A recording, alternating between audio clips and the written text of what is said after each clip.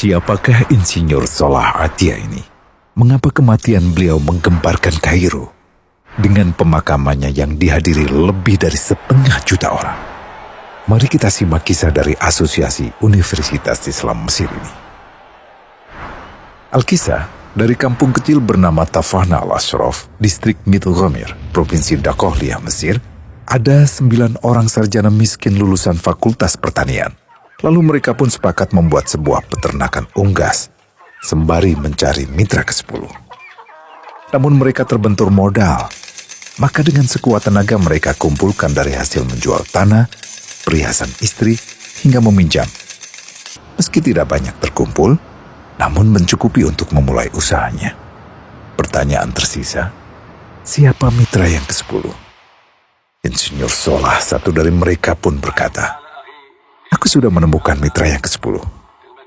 Siapa?" kata teman-temannya. "Allah," lanjutnya. "Allah akan menjadi mitra usaha kita yang ke-10. Allah akan mendapat 10% dari keuntungan kita. Dengan perjanjian, Allah yang akan memberikan perlindungan dan pemeliharaan, keamanan dari segala wabah penyakit." Akhirnya mereka pun sepakat. Kontrak kerjasama pun ditulis secara rinci dan dicatatkan ke notaris, lengkap dengan peran mitra ke-10 tersebut. Tak disangka, setelah 1 musim bisnis mereka langsung meroket, jauh dari yang dibayangkan sebelumnya. Lalu mereka pun kembali bersepakat menambah jatah keuntungan mitra ke-10 menjadi 20% di musim kedua, dan begitu seterusnya hingga mencapai 50%. Lalu bagaimana keuntungan mitra ke-10 itu dialokasikan? Dimulai dengan membangun sekolah dasar Islam putra, lalu lanjut putri, kemudian sekolah menengah putra, kemudian putri. Tambah lagi madrasah aliyah putra, lalu putri. Tapi karena keuntungan terus membanjir, akhirnya dibentuklah Baitul Mal. Dan mereka pun mengajukan ke pemerintah untuk membangun universitas di kampung. Awalnya ditolak dengan alasan tiadanya akses bagi para mahasiswa.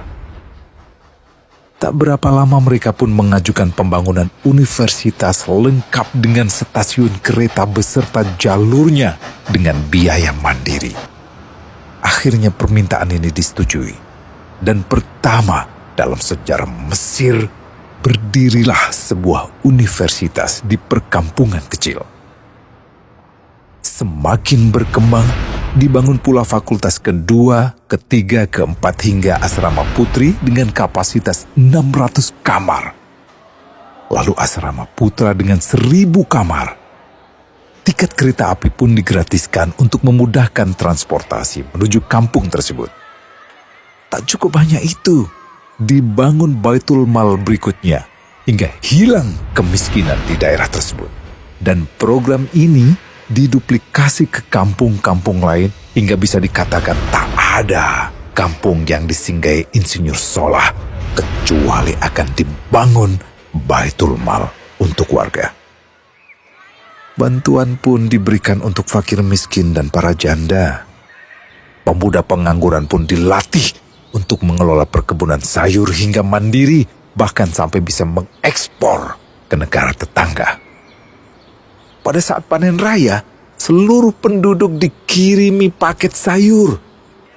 Di hari pertama Ramadan diadakan buka puasa bersama untuk seluruh penduduk desa. Mereka memasak dan hadir ke lapangan yang dipenuhi beraneka makanan.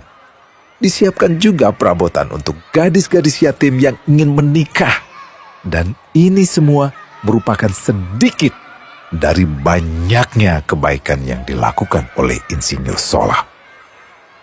Hingga pada akhirnya disepakatilah keuntungan perusahaan 100% untuk Allah. Insinyur Salah yang awalnya adalah salah satu mitra usaha berubah menjadi karyawan Allah. Dia hanya menerima gaji, namun dia memberikan Tuhannya syarat agar membuatnya hanya butuh kepadanya dan hanya meminta kepadanya. Inilah sosok Insinyur Salah Atiyah, aktor utama kisah menakjubkan ini. Keikhlasannya membuat ia sampai